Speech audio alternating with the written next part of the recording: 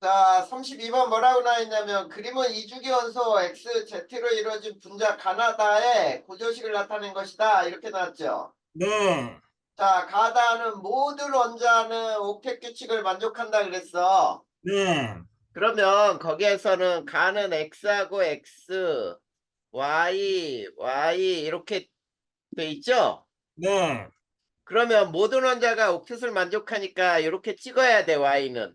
네, 그리고 X에는 두 개씩 찍어야죠. 네, 자, 그러면 X는 이렇게 반씩 나누면 원자과 전자가 5개짜리야. 네, 그리고 Y는 7개짜리고. 음, 그래서 X는 15죠. 그렇죠? 네, 그 다음에 Y는 17조. 이렇게 되는 거거든. 이해됐니? 네, 이해되었습니다. 자, 그 다음에 Y 다음 X 이렇게 이중결합이 있고 이렇게 찍혀야죠. 네, Y에는 역시 이렇게 찍어야 되고. 음흠. 맞니? 네, 맞습니다. 그 다음에 다를 봐봐. 다는 Y하고 Z가 여기에 삼중결합이네. 네, 자, 그러면 Z는 몇 조 건소야? 14조 건소가 되겠죠? 네, 그래서 얘는 질소, F, 얘는 탄소 이렇게 되겠네. 음, 자, 그럼 거기에 기억 봐봐. 옳은 거 골라보자. X, Y, Z의 원자과 전자수의 합은 5, 6, 7이니까 맞죠? 네, 그러면 18이 되니? 음, 네, 5, 6, 7이니까 얼마야? 5, 6, 7, 11, 10, 18입니다. 선생님이 잘못 5, 6, 7이라 그랬는데. 다시. 5, 7, 4죠. 아, 네, 그러면 16 맞니? 네, 맞습니다. 네. 전기 음성도는 여기에서 F가 제일 크죠? 네, 그래서 Y가 제일 크죠? 네, 그리고 또, 그 다음에 N이, X가 그 다음에 있네. 그래서 X가 Z보다 크다. 맞네. 네, 그 다음에 가에서 비공유 전자쌍 수는 몇 쌍이야, 비공유는? 가에서 비공유 전자쌍은 하나, 셋, 셋, 셋, 셋, 3, 4, 12, 13, 14. 네, 그 다음에 다에서는, 가에서는 나에서는 몇 개? 하나, 둘, 셋, 하나, 둘, 셋, 6, 하나, 여덟 둘, 셋, 개입니다. 여섯, 일곱, 여덟. 네, 여기는 여섯. 6, 그쵸? 네, 그럼 더하면은 14네. 음, 똑같네? 네, 맞습니다. 그래. 여기서 뭐가 틀렸어? 아, 가하고 달을 헷갈렸습니다. 어, 음. 자, 그럼 해결됐네요? 네, 해결되었습니다. 자, 그 다음에 또 질문. 41번 모르겠습니다. 41번. 그림은 네, 이주기 원소야. 네, XYZ로 구성된 가다에 대한 자료래요. 가다의 모든 원자는 옥텟 규칙을 만족하고 분자당 원자수는 6 이하다 그랬죠? 네, 자, 가하고 나는 XZ로 이루어져 있어요. 네, 가하고 나는 구성 원소가 XZ, 얘도 XZ. 그 다음에 다는 Y와 Z로 구성되어 있네. 음, 그 맞아. 다음에 구성 원자 수비. 1대 1. 원자 수비가 XZ는 여기는 1대1이죠. 네, 1대1, 여기 XZ는 1대2. 그 다음에 YZ는 1대1, YZ는 1대1. 이렇게 나왔네. 네, 자, 그런데 여기서 양성자수, 요걸 이제 따져야지. 양성자수 B는 XZ가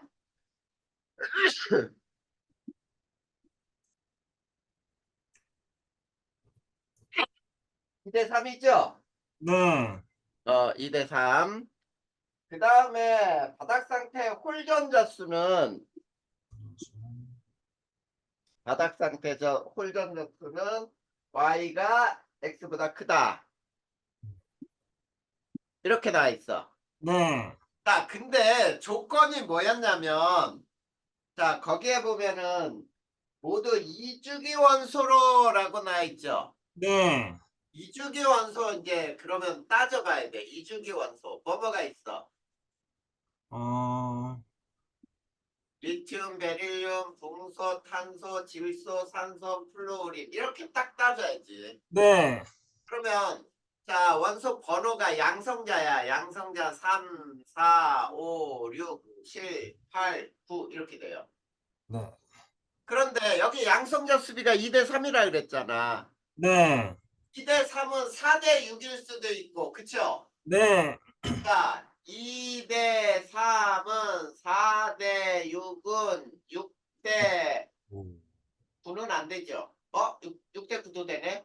네, 이렇게 여러 가지가 있어. 네, 그러면 요거를 찾아내야 돼. 그치? 네, 그걸 찾아야 되는데. 자, 우선, 그러면 여기에서 보면은, 자, 뭐하고 뭐가 될 수 있냐? 자, 4가 될 수 있는 놈은 얘하고 얘가 되지요. 네, 근데 4가 이거는 안 돼. 왜 안 되는지 알아? 모르겠습니다. 베릴륨이 금속이잖아. 금속은 무슨 결합을 한다? 금속 결합을 합니다. 아니, 금속은 비금속하고 결합하면 이온 결합. 그래, 이온 결합이잖아. 이거 지금 공유 결합 물질이잖아. 아, 네, 그러면 4대 6으로 찾으면 안 되겠네. 네, 그러면 몇 대 몇으로 찾아야 돼? 그건 6대 9로 찾아야 됩니다. 그렇지, 6대 9로 찾으면 되잖아. 음, 그러면 자, 6대 9로 찾아서 자, 자, 이번에는 봐봐. 홀전자 수는 여기 홀전자 수 비교해봐. 홀전자는 얘는 1, 0, 1, 2, 3, 2, 1이죠. 네, 그러면 자 y가 x보다 크다 그랬어. 네, 자 그러면 누굴까 얘는? 질소입니다. 질소일까요? 그러면 이게 질소면은 이게 y야. 네, 그러면 자 x는 누구야? X는 탄소입니다. 이게 x잖아. 그 다음에 이게 z지. 네, 그러면 이제 해결됐네. 가의 경우 얘가 1대1로 결합해 있잖아. 네, 그러면 C하고 F가 1대1로 결합할 수 있는 방법은 뭐야? CF, C2, F2, C3, F3입니다. 아니야, C3, F3는 존재할 수가 없어. 아, CF도 존재할 수 없어. 어, 왜 그런지 알아야지. C하고 F가 1대1로 결합하려면 여기에 사중결합이 돼야 될 거 아니야. 네, 이런 결합은 없어. 음, 그러면 얘는 C2F2가 나올 수 있죠. 그래서 어떻게 결합돼? CCFF 이렇게 결합되면은 1대1로 결합하잖아. 아, 맞네. 그 다음에 1대2로 결합할 수 있는 방법은 뭐야? C2F4 이렇게 결합할 수 있잖아. 네, 이렇게 결합된 거야. 음, 그 다음에 N하고 Z가 F인데 1대1로 결합할 수 있는 게 뭐니? NF라는 거 존재할 수 없어요. 네, NF3는 존재할 수 있지. 네, 그 다음에 선생님이 또 나올 수 있는 게 뭐라 그랬어? N2, F2, N2, F4도 존재할 수 있어. 음, 그러면 N2, F2예요. 자, N2, F2 이렇게 좀 찍으면 되죠. 자, 여기에는 이렇게 다 찍혀야 돼. F에는. 네, 이렇게 된 거잖아. 맞습니다. 네, 이렇게 찾아야죠. 음, 그러니까, 자, 여기에서 요것만 빨리 계산할 수 있는 방법을 알아내면 돼, 요것만. 네, 그래서 X, Y, Z만 딱 계산하고 바로 1대1로 결합할 수 있는 화학식. 알겠니? 네, 그래서 알겠습니다. 선생님이 얘를, 그리는 얘를 그려준 것 중에 어떻게 얘를 그려줬는지 알아? 자, 이렇게 CH4, C2H4, C2H2. 이거 예로 들어준 거 그리기 있었지? CF4, C2F4, C2F2. 이거 잘 나와요. 음, 그 다음에 NH3, N2H4, N2H2. 그 다음에 NF3, N2F4, N2F2. 이것도 굉장히 잘 나오고. 어, 알겠니? 네, 알겠습니다. 그러면 이것도 해결되잖아. 네, 그 다음 또 질문. 그 다음은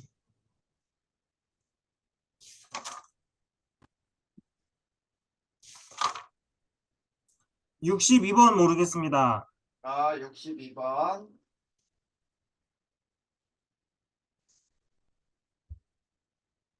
자, 62번에 다음은 25도에서 물질의 성질을 알아보기 위한 실험이다. A와 B는 각각 아이오딘과 황산물이다. 자, 이 실험은 있지. 선생님이 이미 설명해 준 거 있어. 어떤 거냐면 이런 거야. 자, 비슷한 물질에 잘로 가요. 이건 화학2에서도 나오거든. 비슷한 물질에 잘 녹는다. 자, 이 말은 무슨 말과 같으냐면 극성은 극성 물질에, 무극성은 무극성 물질에 잘 녹아요.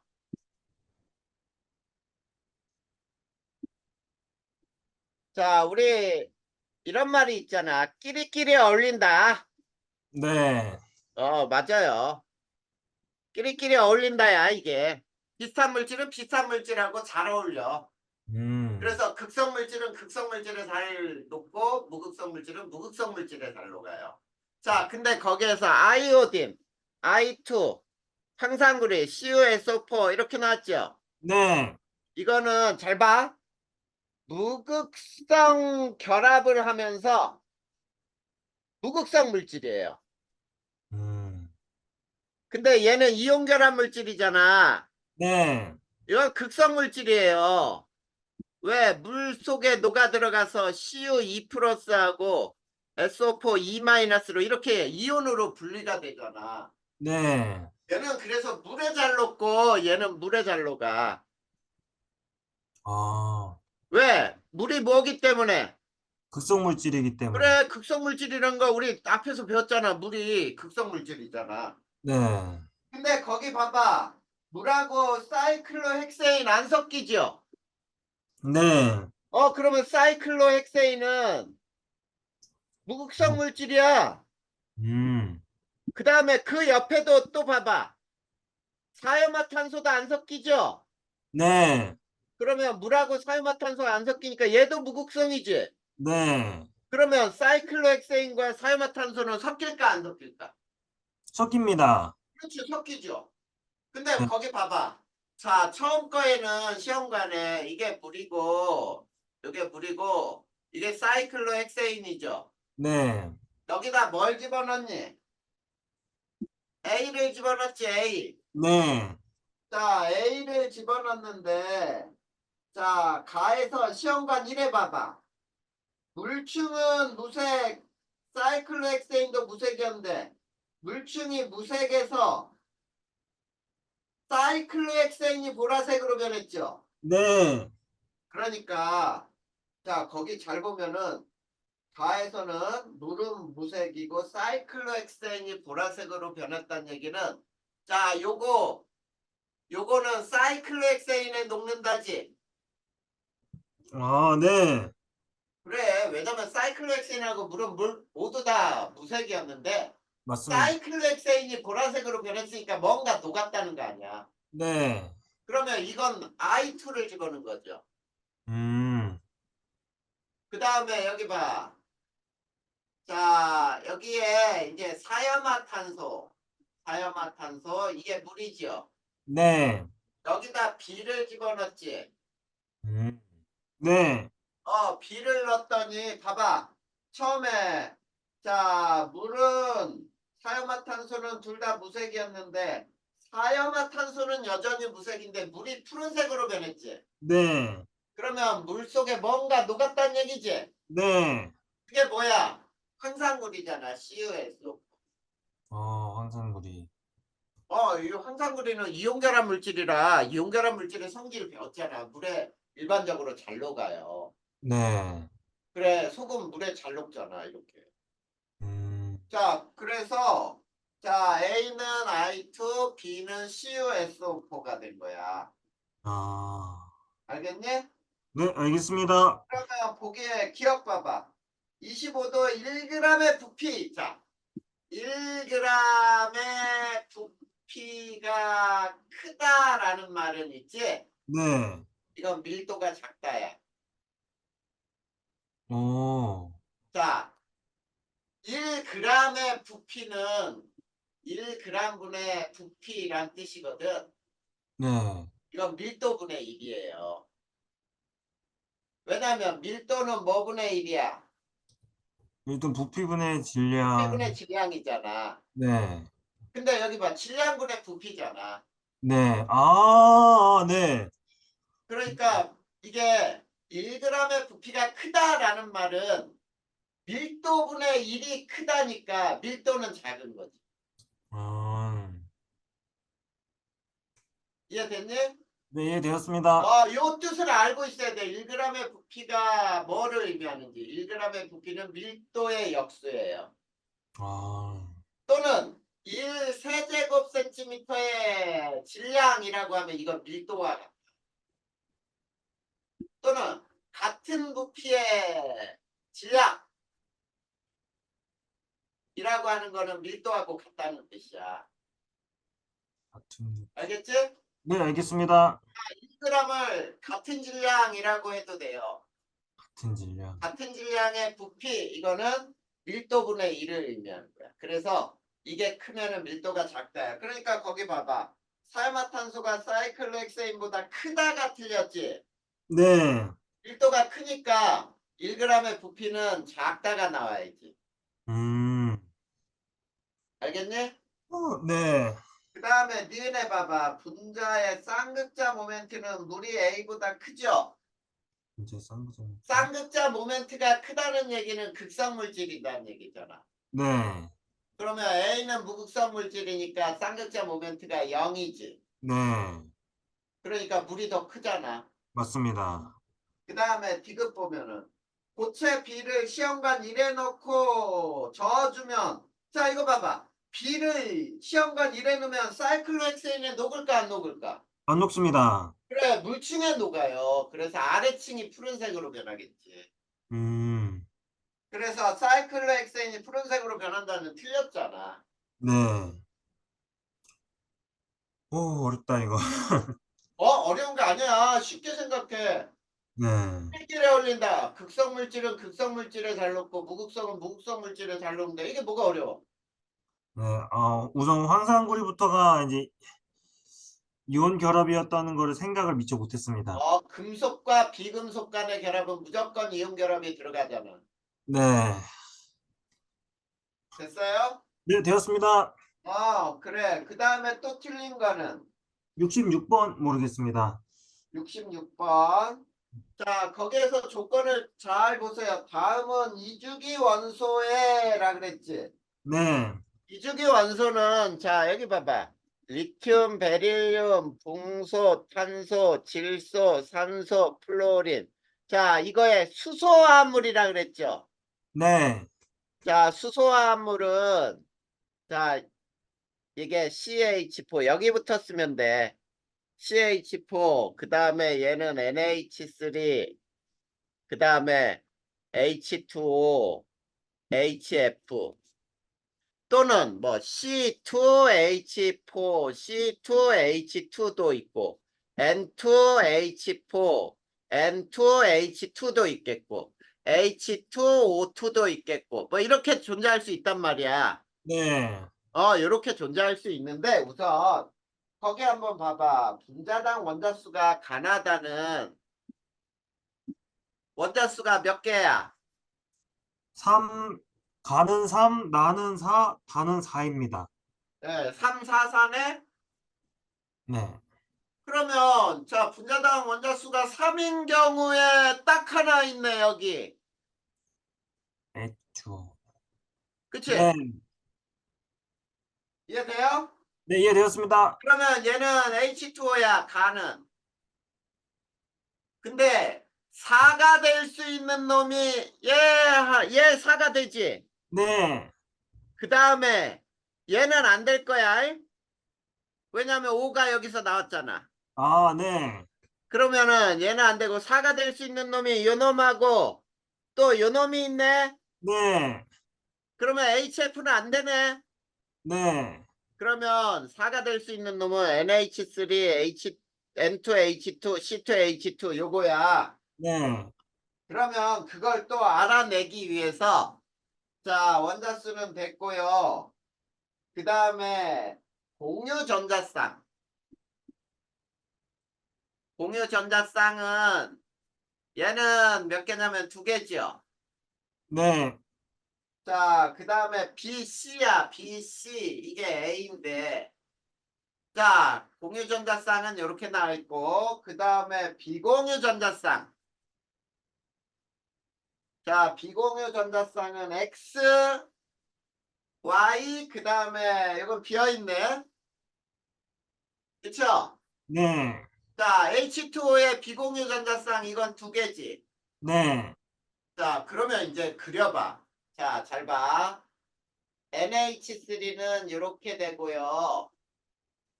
N2H2는 이렇게 되고요. 그 다음에 C2H2는 이렇게 돼요. 음. 그치? 네. 근데 공유전자쌍이 A, B, C로 다 달라야지. 네. 자, 공유전자쌍이 A, B, C로 다 달라야 되니까 자, 여기에서는 두 개, 세 개, 자, 요거 세 개, 얘는 네 개, 얘는 다섯 개지. 네. 그러면 자, X는 두 개야. 액션 두 개. 그치? 네. 비공률은 여기 비공률은 하나, 둘, 그쵸? 네. 여긴 0이지? 네. 그러면 여기 봐. 요 비공유 전자쌍이 X와 Y가 서로 달라야지. 네. 비공유 그러면 얘가 될 수가 없죠. 네. 얘 비공유가 두 개니까 X면은 이것도 X가 나와. 이게 X면은 요게 나올 수 있지만 다르니까 틀렸지? 네. 그래 그러면 요거는 NH3네. 그러면 얘는 C2H2네. 그러면 얘는 비공유 전자쌍은 0이네. 음. 그리고 얘는 5고 얘는 4네. 끝났잖아. 어. 그리고 얘는 비공유가 1이네. 저 근데 궁금한 게, 여기 공유 전자 4가 아니라 여기 3이다. 잘못 썼네. 3. 네. 어. 궁금한 게 이렇게 문제 풀면서 어. 빈칸이 이렇게 나오잖아요, 표에서. 그 빈칸은 안 채웠다는 뜻이야. 그거 0이라는 뜻이 아니야. 아, 그건 이렇게 짝대기가 그어져 있는 것도, 그렇지. 그것도 안 채웠다는 뜻이에요. 그러니까 이제 만약 이 문제로 봤을 때는 그건 이 빈칸이 비공유 전자쌍이 있을 수도 있고 없을 수도 있다는 말인 거잖아요. 그죠? 그렇지. 0이라는 뜻은 아니야. 아, 네, 이해되었습니다. 그러면 해결되지요. 네. 그래. 이렇게 풀면 돼요. 그래. 잘 풀었네. 그래도 자, 이번 단어는 그래도 쉽게 풀었네, 많이. 네, 이거는 이제 다 풀고 나서 틀린 문제 이제 뭐 혼자 다시 풀어보고 답지 보면서 보니까 웬만해선 다 이해가 되었습니다. 아, 그래. 네. 그러면 자, 오늘은 그 2, 수능 대비 2까지만 풀어볼까요? 어, 오늘 어떻게 4단원 마지막 단원을 나가? 아니, 어, 프랑이가 원하는 대로 해줄게. 왜냐면 진도는 얼마든지 빠르게 나갈 수 있는데 네, 이 부분의 문제도 확실하게 빨리 풀 수 있는 방법도 우리가 알려면은 문제를 많이 풀어봐야 되거든. 맞습니다. 그러니까 지금 선생님 앞에서 풀어보는 것도 얼마나 시간이 걸리는지 이거를 측정하는 것도 중요해. 이게, 아니, 그냥 편하게 얘기해, 편하게. 이게, 마음이 성급해가지고, 어, 급하니까 사단원 나가주세요, 이런 거 아니야. 예, 그렇습니다. 그럼 사단원 선생님이 나갈 테니까 뭐 그 얘기하는 게 그걸 어려워. 예, 참. 자, 사단원 내용 정리 피세요. 네, 자, 하다가 어느 정도 하고 나서 또 공부할 시간 주고 하면 되니까. 네, 그래. 자, 이 4단원은 화학2하고 굉장히 밀접하게 연결이 돼 있는 단원이야. 네, 그래서 4단원은 실제로 화학2에서 더 훨씬 자세히 나와요. 음, 근데 화원에서도 어떻게 다루고 있는지를 살짝 배울 거야, 살짝. 자, 화투에서 정확히 배울 때 더 자세히 배워요. 네, 자, 가장 큰 제목이 동적 평형이야. 동적 평형. 자, 동적 평형을 배우기 위해서 우선 우리가 제일 먼저 가역 반응을 먼저 배울 거거든. 네, 자, 가역 반응을 배우기 위해서 첫 번째 정반응과 역반응이 뭔지 한번 요거를 한번 보면은 정반응. 자, 정반응이란 뜻은 화살표를 왼쪽에서 오른쪽으로 긋는 게 정반응이에요. 자, 네, 지금 무슨 얘기냐면 뭐가 뭘로 변하는 거니? 반응물이 생성물, 생성물로 변하는 거예요. 음, 변하는 반응. 자, 이걸 정반응이라고 하고 두 번째 역반응은 자, 반대로 역화살표. 그래서 이거는 오히려 생성물이 반응물로 변하는 반응이겠지. 네, 요거를 우리는 역반응이라고 불러요. 자, 두 번째 가역 반응과 비가역 반응이라는 걸 한번 살펴보면은 자, 가역 반응은 쌍화살표를 이렇게 긋는 게 가역 반응이다. 음, 자, 이 가역 반응은 정반응과 역반응이 가능한 반응이에요. 자, 정반응과 역반응이 가능한 반응을 가역 반응이라 하는데 가역 반응은 너무나 많아. 알겠지? 너무나 많으니까 가역 반응은 외울 필요가 없어. 네, 근데 이제 화학2에서는 가역 반응이 되는 조건이 있고 비가역 반응이 되는 조건이 있어. 어, 그거를 화학2에서 배울 거야. 네, 여기서는 우선 간단한 개념만 먼저 본다면은 정반응, 역반응이 가능한 반응은 지구상에 너무나 많기 때문에 이거 외울 필요가 없어. 선생님은 여기서 비가역 반응을 외우라고 해요. 어, 비가역 반응은 뭐냐면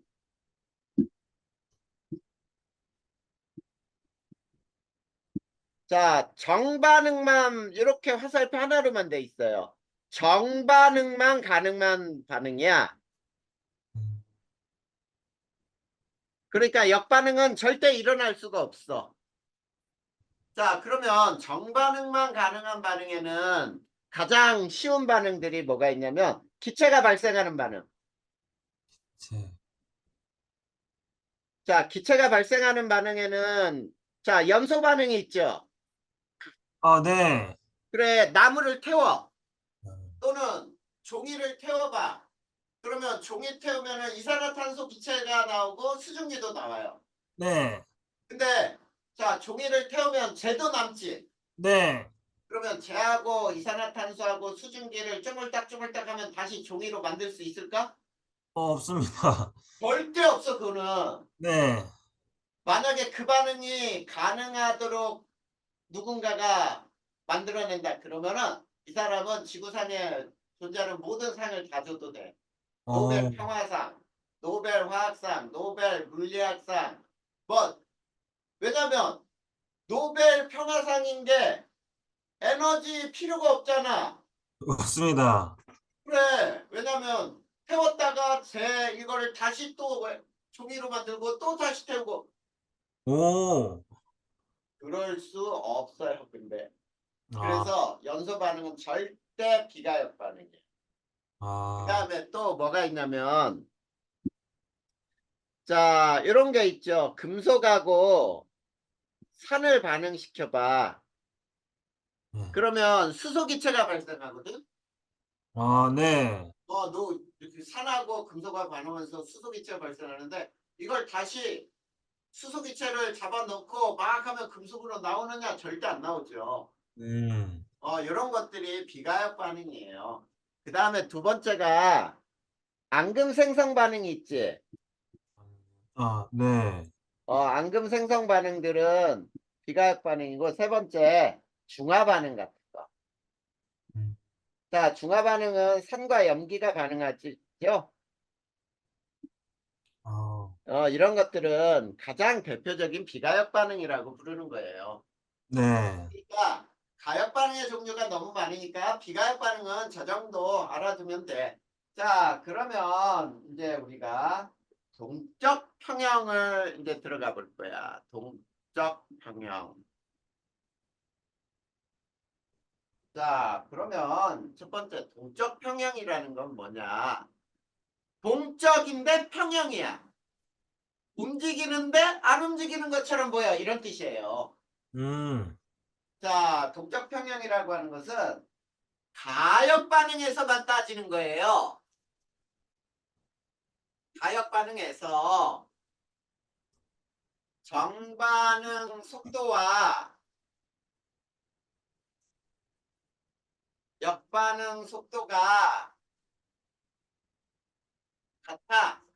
변화가 없는 것처럼 보이는 때야. 자, 지금 선생님이 변화가 없는 것처럼이라 그랬죠. 네. 그러면 실제로는 변화가 있다는 뜻이지? 네.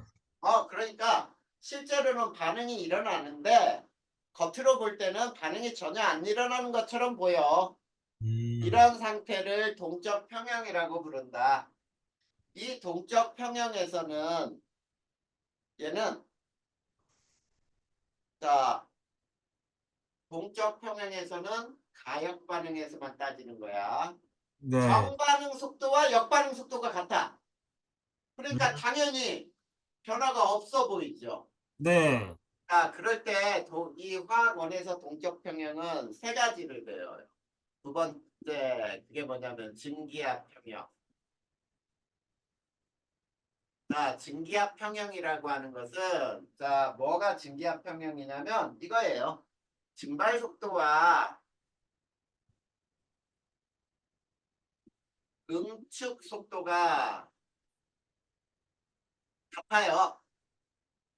같다 보니까 증발이 더 이상 일어나지 않는 것처럼 보일 때야.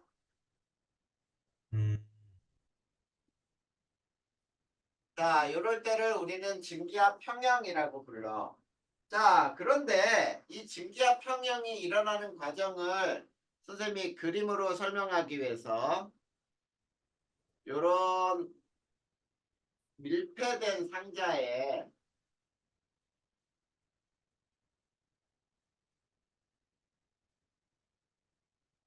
똑같은 상자였어요. 자, 여기에 비커에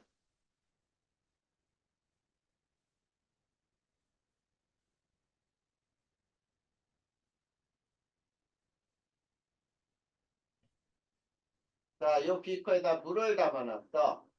음. 자, 처음에 물을 이만큼 담아놨는데, 자, 여기 밀폐된 상자야. 그러면 네. 요 바깥에는 수증기가 있니 없니? 바깥에는 없습니다. 처음에는 수증기가 없잖아. 네. 그러면 이 물 표면에서 자, 이 수증기가 날아가려고 하는 이런 상태가 나오죠. 날아가는 입자만 있죠. 네. 그러면은 이번에는 시간이 좀 지난 다음에 이 바깥에 수증기들이 좀 있어. 그치? 네. 그리고 물은 조금 줄어 있어요. 음. 그리고 바깥으로 날아가려고 하는 수증기가 되려고 하는 속도는 똑같아. 자, 이거를 A라고 할 때 A는 증발 속도예요. 자, 증발 속도. 그 다음에 자, 들어오려고 하는 B는 응축 속도야. 즉석. 자, 응축 속도라고 하는 건 뭐냐면 공기 중에 있는 수증기가 다시 물로 돼서 들어가는 속도야. 음. 자, 그 다음에 자, 이제 이렇게 하나, 둘, 셋, 넷. 그 다음 자, 여기서도 A, B 이렇게 나 있어. 그 다음에 물이 더 이상 줄어들지 않는 것처럼 보여요.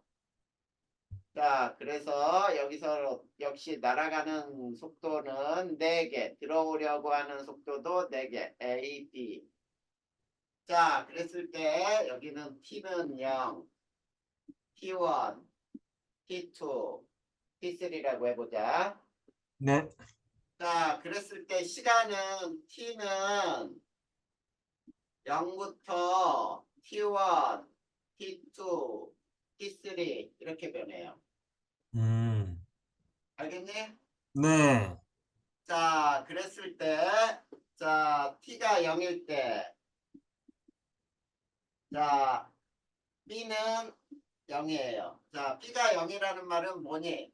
응축 속도가 0이라는 얘기죠. 네. 자, A는 0이 아니야. 그런데 T1일 때는 A가 B보다 커요. 음. 그 다음에 T2일 때는 A하고 B가 같아요. 아. 이게 평형이야. 어. 나가는 개수하고 들어오는 개수가 똑같잖아. 네. 그 다음에 T3 역시 A하고 B예요. 역시 이것도 평형 상태야. 음. 자, 요런 거를 우리가 이제 이렇게 얘기할 수 있겠네. 자, 그림을 한번 속도로 한번 표시를 한번 해보자. 요게 시간에 따라 요게 속도인데, 자, 요건 증발 속도예요. 자, 증발 속도는 처음이나 마지막이나 나가려고 하는 속도는 4개죠. 네. 자, 근데 응축되는 속도는 처음은 0이죠. 네. 점점 커지다가 증발 속도하고 같아져. 이게 응축 속도예요. 음. 그러면은 같아졌을 때 이때를 우리는 평형이라고 부르는 거지. 맞니? 네, 맞습니다. 자, 그러면 공기 중에 자, 수증기 양은 이걸 T0라고 해볼까요? T0. T0이라고 해보자. 네. T0보다 T1일 때, T2일 때, T3일 때는 똑같죠? 소중제요. 아, 네. 그러면 물의 양은 반대가 되니? 모래양은. T0일 때가 제일 많죠? 네. 증발이 가장 안 되고 있을 때 물의 양은 가장 많은 거야. 이렇게 되는 거예요. 이걸 동적 평형 중에 특히 증기압 평형이라고 하는 거예요. 음, 자, 액체가 기체가 되려고 하는 속도와 기체가 액체가 되려는 속도가 같을 때 증기압 평형이라고 부른다. 됐니? 네, 되었습니다. 자, 그 다음에는 두 번째 평형은 뭐를 따지냐면 용해 평형이에요. 음, 자, 용해 평형이라고 하는 것은 용질의 용해 속도와 척출 속도가 같은 상태예요. 자, 요거를 우리는 용해 평형이라고 불러. 자, 용액의 종류에는 자, 불포화 용액이 있어. 자, 불포화 용액은 용질이 더 녹을 수 있는 거거든. 네. 자, 용질을 더 녹일 수 있는 용액이야.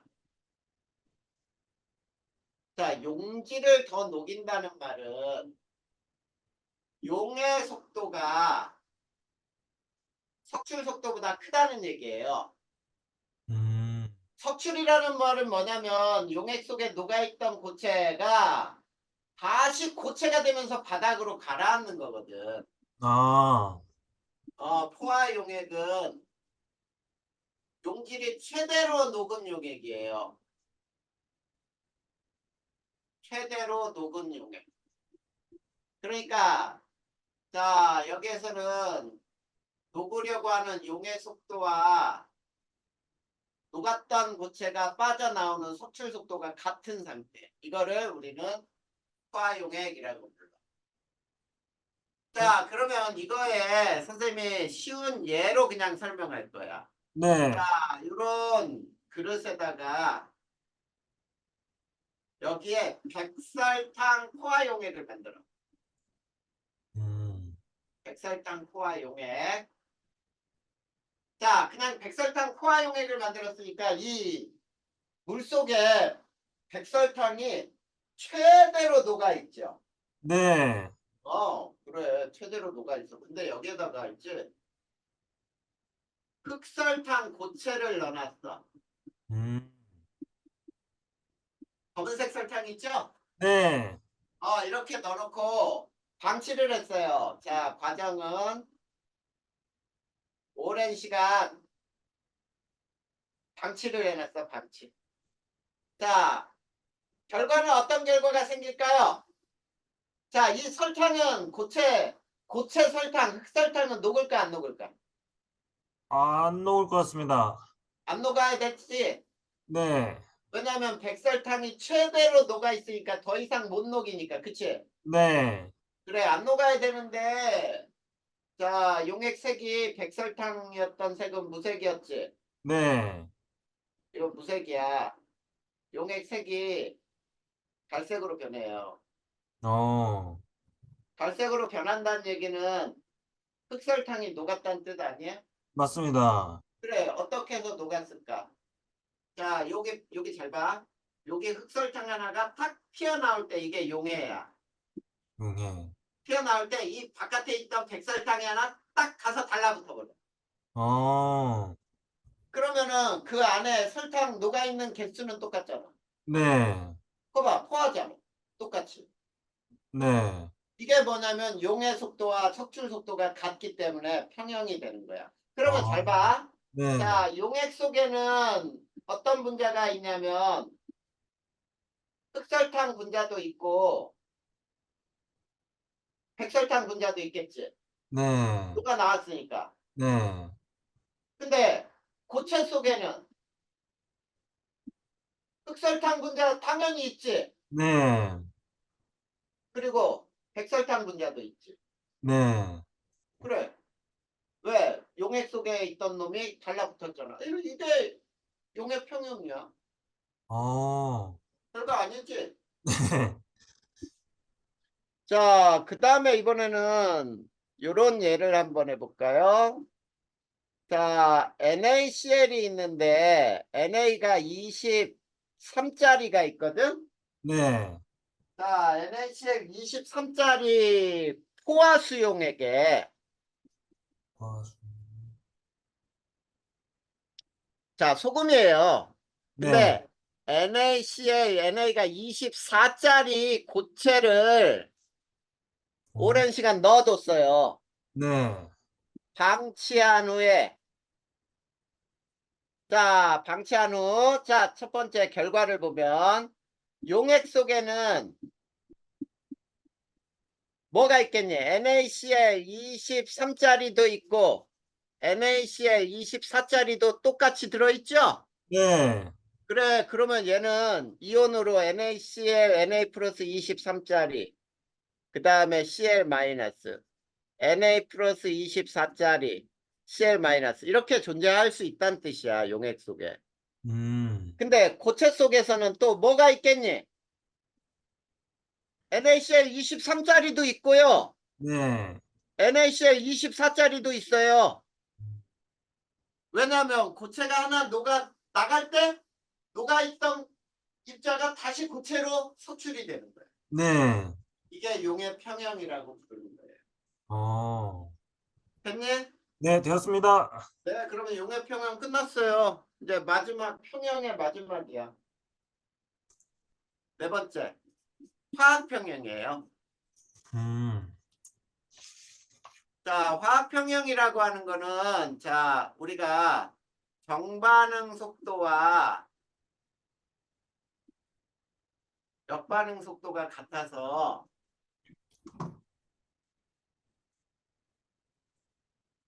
자, 반응물이나 생성물의 농도 변화가 없는 것처럼 보이는 상태예요. 쉽게 얘기하면은 반응물과 생성물의 농도가 딱 멈춰. 더 이상 변하지 않아. 근데 화학 평형은 있지. 반드시 가역 반응이어야 되지. 네. 그러다 보니까 반응물과 생성물이 공존해야 돼요. 무조건 공존해야 돼. 자, 그러면 세 번째, 자, 그래프를 한번 보자. 자, 시간과 속도 그래프를 보면은, 자, 우리가 이건 시간, 속도인데, 자, 속도가 처음에 컸던 것이 점점 감소하다가 쫙 일정하고요. 이게 정반응 속도예요. 아, 정반응 속도는 작아지다가 멈추고, 역반응 속도는 처음에는 반응물만 있으니까 역반응 속도는 일어나지가 않았지. 네. 그러니까 반응 속도가 0이었던 놈이 점점점 증가하다가 딱 일정해져. 이게 역반응 속도야. 그래서 이거 봐. 속도의 그래프로 보니까 정반응 속도와 역반응 속도가 같아지는 이때 우리는 평형이라고 부르는 거야. 평형. 근데 네 번째, 시간과 농도 그래프를 볼 거예요. 자, 시간과 농도 그래프를 보면 시간에 따라 농도는 자, 반응물은 점점점 없어질 거 아니야. 네. 없어지니까 줄어들다가 멈춰요. 이게 반응물이야. 근데 생성물은 처음에는 0이었는데 늘어나다가 멈추겠지. 네. 이게 생성물이겠다. 자, 이렇게 가능물과 생성물의 농도가 더 이상 변하지 않는 것처럼 보이는 이때를 우리는 평형이라고 부르자. 이걸 화학평형이라 불러. 자, 화원에서는 간단하게 이렇게만 따지는데 화투에서는 이거를 평형 상수를 계산하면서 굉장히 자세히 배우게 될 거야. 아, 네. 자, 그러면 자, 이제 자, 예를 들어보자. 자, NO2 기체가 N2O4 기체가 될 때 요게 이산화질소예요, 이름은. 네. 얘는 젓갈색이야. 음, 근데 얘는 사산화 이질소라고 불러요. 어, 이거는 무색이에요. 자, 근데 자, 첫 번째 시험관에 젓갈색의 NO2 기체만 넣어둔 경우.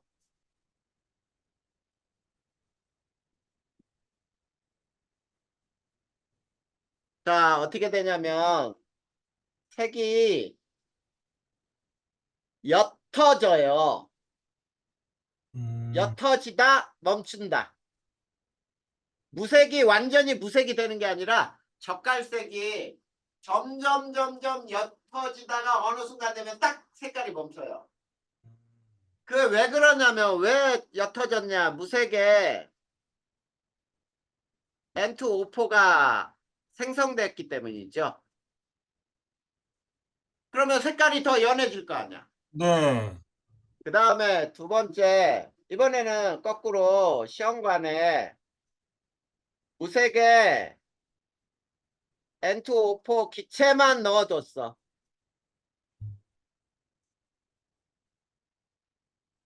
자, 이런 경우에는 색이 점점 진해지다가 젓갈색으로 진해지다 멈춰요, 얘도.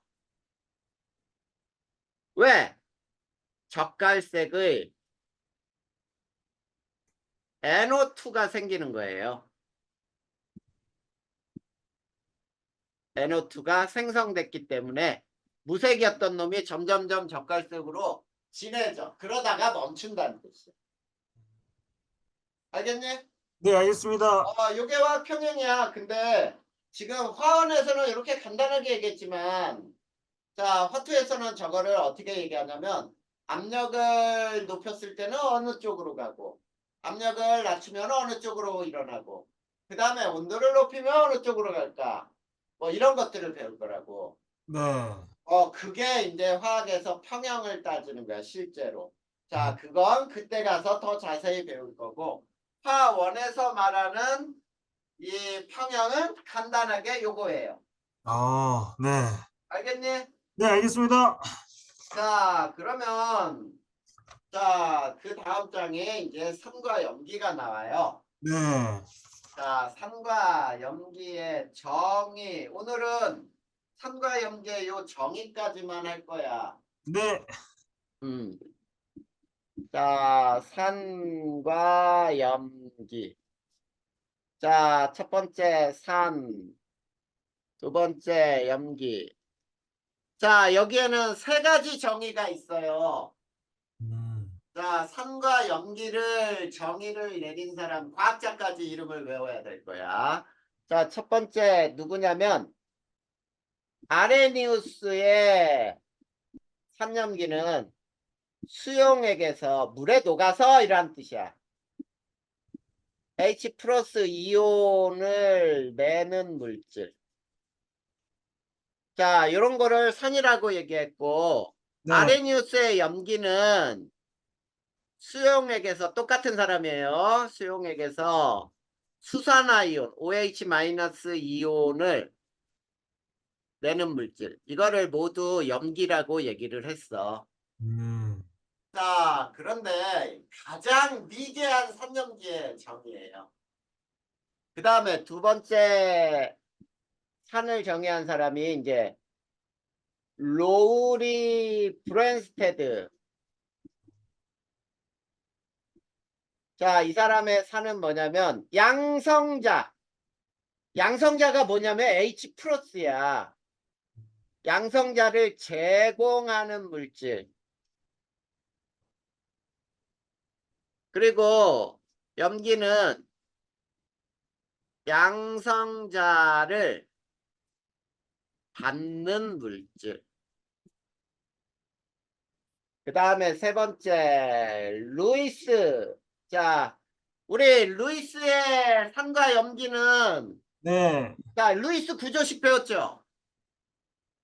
네, 배웠습니다. 우리 그림 그리는 거, 그게 루이스 구조식이에요. 네, 자, 루이스의 산은 뭐냐면, 비공유 전자쌍을 받는 물질. 그 다음에 염기는 비공유 전자쌍을 제공하는 물질. 이렇게 정의를 내렸어요. 그러면 이제 우리가 3년 뒤에 집합관계를 선생님이 한번 표시를 해줘 볼 테니까 한번 봐봐. 잘 네, 봐. 산은 있지. 이렇게 생각하면 돼. 자, 아레니우스의 산은 로우리 브랜스테드의 산에 속해요.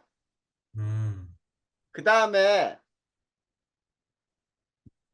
루이스의 산에 속해. 자, 그러면 이렇게 되잖아. 아레니우스의 산은 무조건 로우리 브랜스테드의 산으로 작용하죠. 네, 그리고 또 아레니우스의 산은 무조건 루이스의 산이죠. 네, 그런데 루이스의 산은 무조건 아레니우스의 산이 될 수 있니? 네. 아니지. 루이스의 산이라고 무조건 100% 아레니우스의 산이야? 아, 아닙니다. 속하는 것도 있지만 아니잖아. 100%가 될 수는 없잖아. 네, 근데 염기는 좀 달라요. 어, 염기는 아레니우스의 염기, 그 다음에 로리 브랜스테드의 염기, 그 다음에 루이스의 염기. 이렇게 집합관계가 서로 달라. 어, 알겠죠? 네, 자, 그러면 이제 요 관계를 선생님이 아레니우스의 산과 염기를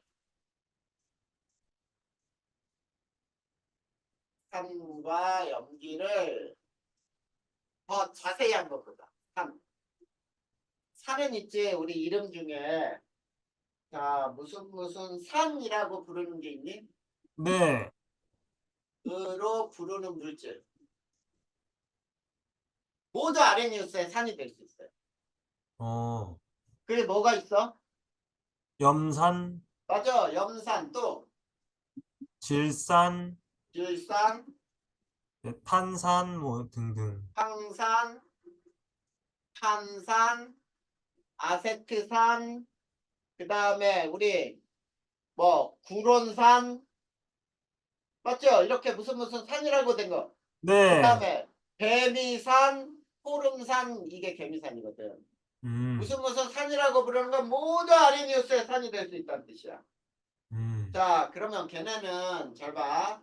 HCl을 물에다 녹이면 이렇게 표현하거든. H 플러스와 Cl 마이너스. 여기 봐. 물에 녹아서 AQ가 수용액이잖아. 네, 여기에서 H 플러스가 생겼지? 네, 누가 내놓은 거야? HCl이 내놨잖아. 네, 그래서 HCl은 아레니우스의 산이라고 부릅니다. 음, 자, 아레니우스의 염기는 있지. 수산화 뭐뭐뭐로 부르는 물질이 있어. 아레니우스의 염기예요. 그게 뭐가 있니? 수소나 칼슘, 수산화 나트륨, 네, 수산화 칼륨, 수산화 칼슘, 칼슘, 수산화 바륨 이렇게 수소 하나가 들어가야 아레니우스의 염기라고 부르. 네. 거기에는 뭐가 있냐면 NaOH를 물에다 녹였다. 그러면은 Na 플러스 AQ와 OH 마이너스 이온이 나오잖아. 그러면 네. OH 마이너스 이온이 나왔네. 네. 그러니까 물에 녹아서 OH 마이너스 이온을 내는 물질을 아레니우스의 염기라고 부르잖아. 예? 네. 자, 그러면 아레니우스의 산과 염기는 배웠어요. 이걸 지울 거야. 그러면 로리 브랜스테드의 산과 염기를 또 따져보자. 로리 브랜스테드의 산과 염기를 따질 건데, 자, 잘 보자. 네. HCl을 여기에 아까하고 좀 다르게 물을 이렇게 썼어요. 자, 그래 놓고 잘 봐. 여기에 쌍화살표가 있어. 쌍화살표는 가역 반응이죠? 네. 그 다음에 Cl-AQ, 그 다음에 H3O 플러스 AQ. 자, 그러면 얘는 이렇게 되면서 무엇을 제공했니? 음이온을, 아니야. H 플러스를. 아, 내가 네. 가지고 있던 H 플러스를 물한테 주지 않았어? 네, 좋습니다. 네. 그러니까 H 플러스를 제공한 물질이니까 얘는 산이잖아. 음, 로리 브랜스테드의 산이에요. H 플러스를 제공한 물질. 네. 근데 자, 얘는 봐봐. 얘는 이렇게 되면서 H 플러스를 받았니? 네, 받았습니다. 그러니까 염기잖아. 음, 로리 브랜스테드의 염기야. 음, 맞지? 네. 자, 우리 물을 산 또는 염기라고 부르나? 네, 못 물, 들었어요. 물. 물을 물이 산이라고 얘기하진 않습니다. 그렇지. 산이나 염기라고 얘기 안 해. 물은 중성이니까. 네. 근데 여기서는 염기잖아. 이건 네. 뭐냐면 로리 브랜스테드의 염기란 뜻이에요. 음, 그러니까 로리 브랜스테드 염기로 작용한 물질이야. 근데 거꾸로 화살표를 보자. 가역 반응이니까 역반응을 봐봐. Cl-는 H3O 플러스로부터 H 플러스를 받는 물질이지. 네. 그러면 얘는 염기로 작용하겠지. 음, 그리고 얘가 산으로 작용하겠죠? 네. 자, 그 다음 요걸 볼 거야. NH3 이놈을 물에다가 넣었더니 NH4 플러스하고 OH 마이너스가 나왔네. 자, 여기 OH 마이너스가 나왔네? 네. 그러면 파랑아, 요 식에서는, 아레니우스의 염기가 있니? 아레니우스의 연기. 네, 있습니다. 아레니우스의 염기 찾아봐봐. 선생님이 아레니우스의 염기는 아까 뭐라고 했냐면, OH. 수사나 뭐뭐뭐로 부르는 물질이라 그랬지. 네. 자, 여기서 수산화 뭐뭐뭐로 부르는 물질이 있어 없어? 어, 왼쪽은 암모니아하고 물이고 오른쪽은 암모늄 이온하고 수산화 이온이요. 네, 수산화이온. 아, 수산화 OH 마이너스 자체가 연기. 아니잖아. 수산화 뭐뭐뭐. 수산화 칼륨, 수산화 나트륨 이렇게 불러야지. 수산화 이온이 아니고 없습니다. 없잖아. 그래서 이 문제에서는 아레니우스 염기는 없는 거예요. 그럼 잘 봐봐. 아, 자, 이놈이 이렇게 변했잖아. 네, H 플러스를 받았잖아. 네, 받는 물질이니까 얘는 로리 브랜스테드 염기잖아. 네, 근데 이번에는 물은 이렇게 되면서 H 플러스를 제공했잖아. 얘가 여기선 산으로 작용한 거야. 네, 그래. 그러면 거꾸로는 얘가 산이고 얘가 염기겠다. 네. 그러면 위 두 반응에서 H2O를 봐봐. 음, 한 번은 염기로 작용하고 한 번은 산으로 작용했니? 네, 양쪽성 물질이라고 불러요. 음.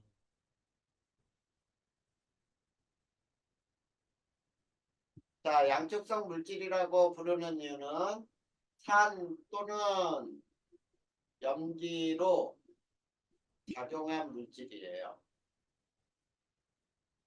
이런 걸 양쪽성 물질이라 부르는 거야. 네.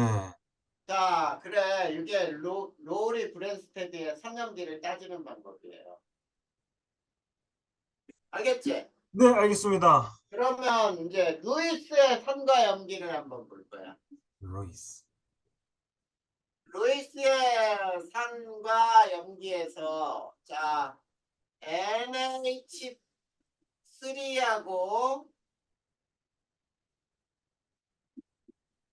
HCl 기체를 반응시키면 NH4Cl 고체가 되고 자 NH4Cl은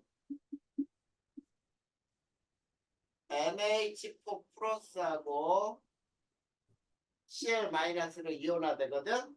네. 그러면 요걸 잘 그려볼 거야. 요거를 그려볼 거예요. 네. 자, 요거는 NH3하고 H 플러스가 반응하면 NH4 플러스가 된다는 뜻이니? 네. 자, 그럼 요거를 루이스 구조식으로 그려볼 테니까. 여기 비공유 전자쌍 하나 있지? 네. 근데 H 플러스는 전자쌍이 없죠? 네. 없는데 얘네 두 개가 어떻게 결합이 됐냐면 요게 요 자리에서 벨결합이 일어나지. 오. 벨결합 뭔지 배웠잖아. 네, 일방적으로 전자쌍을 제공하는. 그렇지. 전자쌍을 일반적으로 이 그림상으로는 요 자리가 벨결합이죠. 네. 그러면서 플러스 이온이 됐지. 음. 자, 그러면 요 자리에 봐봐. 전자쌍을 누가 제공했어? 암모니, 아니. NH3가 제공했지. 네. 그러니까 얘가 루이스의 염기. 음. 근데 H 플러스는 제공받았지. 네. 얘는 루이스의 3 이렇게 돼. 음. 그래서 전자쌍을 주면은 루이스의 염기, 전자쌍을 받으면 루이스의 3. 됐니? 네. 자, 얘 하나만 더 들어줄 테니까 보자. 자, 뭐가 있냐면 BF3하고 NH3가 결합하면 BF3, NH3라고 하는 물질이 생기는데 네. 자, BF3의 루이스 구조식을 그리면 자, B에는 불완전 옥텟을 갖는 가장 대표적인 물질이었지. 네. 6개 전자를 갖는 가장 대표적이었잖아. 네. 이놈이 결합할 때 여기 봐. 여기에서 이렇게 결합을 해요. 자, 이렇게 결합을 했을 때 이 자리에서는 이렇게 전자쌍을 제공하니 네. 그러면 이놈이 이렇게 되면서 전자쌍을 받았지. 네. 그러면 얘는 받았으니까 루이스의 3. 그 다음에 얘는 이렇게 되면서 전자쌍을 줬죠. 네. 그래서 요거는 염기. 이렇게 루이스의 3과 염기도 정의할 수가 있어요. 와. 됐니? 네, 되었습니다.